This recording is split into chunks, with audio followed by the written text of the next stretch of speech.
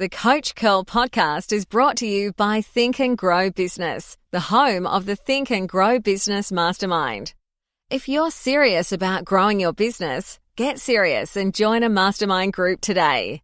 Find out more at thinkandgrowbusiness.com.au. Hey there, it's Tony here, and welcome to the Coach Curl podcast, episode 104. Today, let's fight failure. Way to go. Keep it going. Good job, guys. All right, Paul, I see you. All right, finish us. Coach Cole. Great job, guys.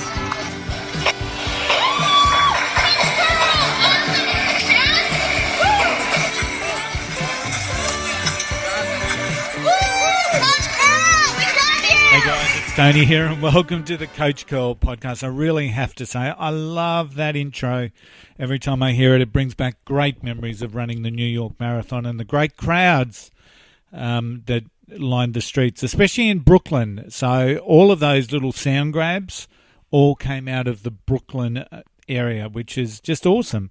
And maybe it's because I was too tired to think about doing it when I was in Harlem and the Bronx and Queens and whatnot. I'm not quite sure, or going through Manhattan. But the people at Brooklyn were just wonderful. So really great crowds. Hey, today I just want to share some of the, I suppose, main points over at the Coach Curl Academy, the group that we have in Facebook, which is free, absolutely free. You can join the group. We've got units in there that will help you become, strengthen your mindset, your leadership, or your business, whatever it is that you're looking to achieve. We've got units in the Facebook group of the Coach Curl Academy, and as I said, it's absolutely free to join. But we're doing I'm sharing a live Facebook video every day for the month of February, and it's called, really simply, Let's Fire Up to Fight February Failure.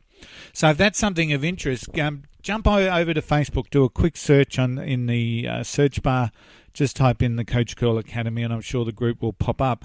But I'd love to see you over there, of course. But for the first week of the Fire Up to Fight February Failure Challenge, I've been talking about this concept of failure.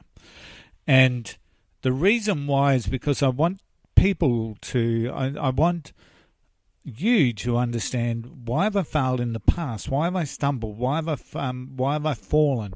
Why have I stopped? What created that stoppage? What was the reasoning? Was it something someone said? Was it a lack of support that we get from, occasionally the people that are closest to us? Whatever it is, we've got to understand what that stop is. So I've been diving into this concept of failure. And the reality is that we all fail. We've all experienced, and we've all felt the pain that comes with that. We might have failed in a relationship. We might have failed to get that promotion. We might have failed to launch that business idea or to create a new product. There's many realities there in relation to failure. But we've all done it, and I guess in many ways the reality for us is that in life we'll miss more times than we hit. So we need to understand failure and understand how we respond and how we react to it. Yet in some circles, failure is almost celebrated. And, so we've got almost like these two different sections of the community. Failure stops a lot of people. But then in another sector of our society, and that's predominantly within that tech startup space or startup incubators or accelerators or whatever you have, it's almost like failure is celebrated. The bigger the failure, the closer you are to success sort of scenario. And I can understand that. I can understand, because failure is part of the journey to success. We know that. We understand that. But I don't know if we set out to fail, if we set out on a path to celebrate that failure. When we set out on a path, we actually want to succeed. Absolutely, we want to succeed. And failure is going to happen, or we're going to have those stumbles, we're going to have those losses, we're going to have some blocks along the way. Of course we are. But it's not like we're running towards this thing called failure with our arms open, like you may see in an airport when we see lovers or family members reunited. So some people say we have to embrace failure, and I don't necessarily agree with that, because I certainly don't embrace failure. I don't enjoy failure. In fact, I hate losing. I hate failure. But the reality is that, and the way that I think about it is that I need to have a productive relationship with failure. So I'm not going to embrace it. I'm not going to celebrate it, but I am going to have a productive relationship with it. When I fall, when I stumble, when I'm blocked, when there's an obstacle, when I've got to map my way around that, I'm going to learn from that. When someone says something to me that creates an emotion within me, I'm going to learn from that, because I want to have that productive relationship with failure. The reality is failure exists. We know that. But it's what we take from it that matters. If failure brings things to a halt, well, I would suggest we don't have a productive relationship with failure. We have a relationship that's one-sided, and a relationship where failure has won. That's not productive. We should be learning from that failure, and we should be attempting to kick off again. So whatever it is that you failed at, whatever it is that has stopped you in the past, to create that understanding around that is incredibly important. And when we talk about failure, I like the concept that John Maxwell talks about. He wrote a book about it, and it's called Failing Forward. And then I also like the concept where we want to fail fast. And if any of the people here are watching in Australia the show called Married at First Sight, there are a lot of situations that where couples are paired in a social experiment to see if they can generate long-lasting love. And the reality is the concept of failing fast doesn't exist in this particular TV show, because there are many examples, and I know that it's all edited for TV drama.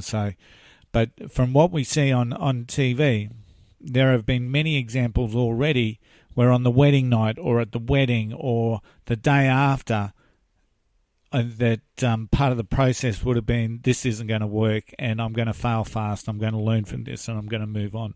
But the concept of failing fast comes around to me quite often when I'm talking to clients in relation to procrastination. So, because procrastination has an impact on our productivity and our time management. And when we procrastinate, we put pressure on ourselves to complete it in the time frame. But the reality with procrastination is that whatever's stopping us, yes, we need to understand that. But I always like to think of when I'm helping someone with procrastination, that it's about that inch of action, taking a tentative step, taking that first step towards where it is that you're going to go. Because an inch of action will be better than a mile of intention each and every time. Because with that inch of action, we get to understand how we're going to work through this. It's like those continuous improvement models that we see through our business, where we want to test first before putting in a full implementation. So the concept is that we get out there, we take a step, and if it's not going to work, we either try and work out a way that it is going to work, or that we fail fast and get out of there. So we put that toe in the water, we take that inch of action, because as I said, that inch of action will beat the mile of intention each and every day. Now, Maxwell talks about failing forward, and this is a concept that goes with, I believe, with this whole concept of understanding ourselves around failure. And John's seen two people throughout his research, those that fail backwards and those that fail forwards. The ones that fail backwards are the ones that tend to blame everything else for their losses or their failures in life. Whether it's circumstances, whether it's people, whether it's, external events, whatever it is. they tend to blame and find excuses for the reason why they're not winning. Whereas people who fail forward are the ones that take responsibility for that, look for the lessons, and then continue on. So failing forward is something that is really important to understand. It works alongside that concept of having that productive relationship with failure, because when we fail forward, we're taking responsibility for the loss. And we're understanding what we can take out of it. We're looking for any potential benefit that we can take out of it. And when I say potential benefit, that potential benefit may be the stuff that we're not going to do next time, or the stuff that triggered the failure or the loss. So it's about being able to identify that when we fail, when we lose, when we stumble, when we fall, and take a lesson from it and not repeat it. That's always a good thing. You know what they say about repeating the same thing in vain to get a different result, and yeah, that's probably sheer insanity. I also shared a concept this week in the group around the things that block our path, or things that we perceive that will block our path. And the story that I shared was when I was in the States, and I really, really wanted to drive the coastal road from LA to San Francisco, but the reality was that I couldn't, because there'd been a landslide and the highway was cut, and had been cut for a number of months, and just had no chance. So the reality was that even though that was the path that I wanted to go on, the reality was that I couldn't do it. I couldn't even map my way around it in any sort of efficient manner because of the way the highways are over there.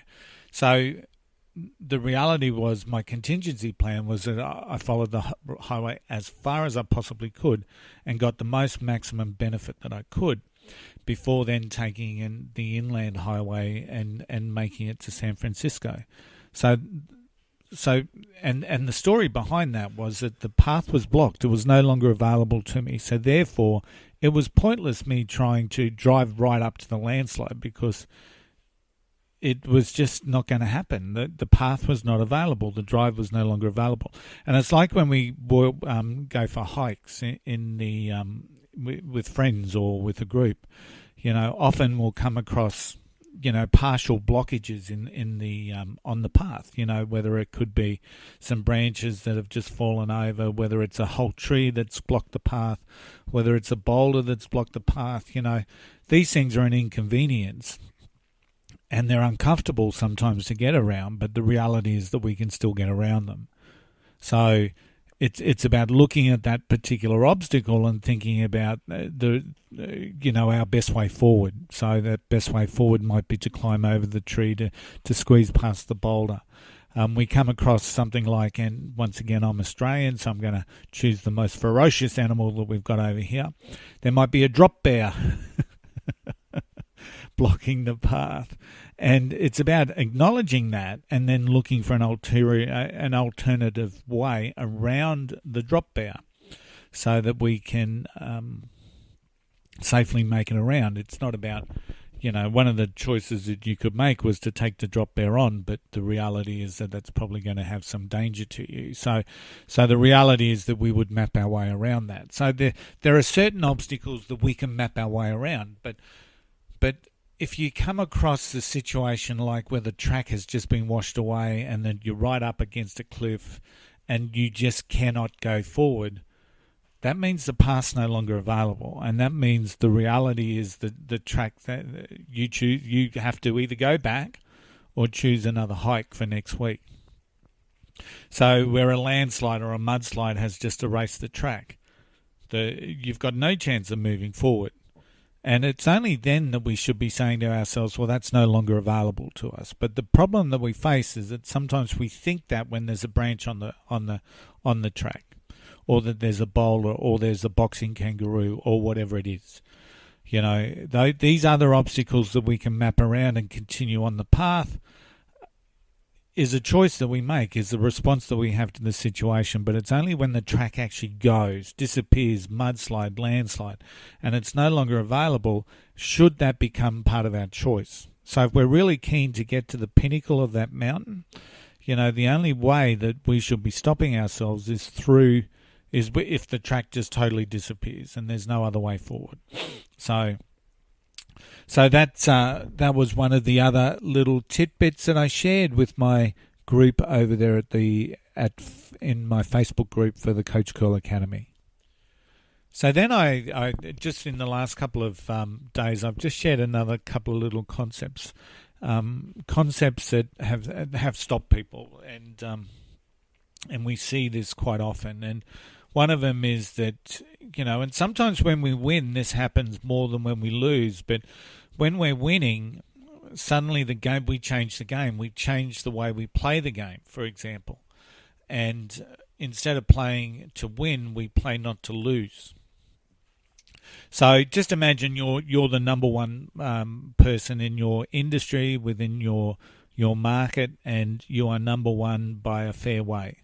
So all of a sudden you think about, or it becomes a prominent thought in your mindset, that instead of continuing on to the way that you had been playing the game, all of a sudden you think about those things that you've got to lose if you make a mistake, if you make an error, if you allow your competitors to gain strength. So all of a sudden we change the way in which we play the game. So instead of playing to win, we play not to lose. And there's a huge difference. We look at risk different. We are a lot more defensive, in what it is that we do. So instead of attacking play, we play defensively.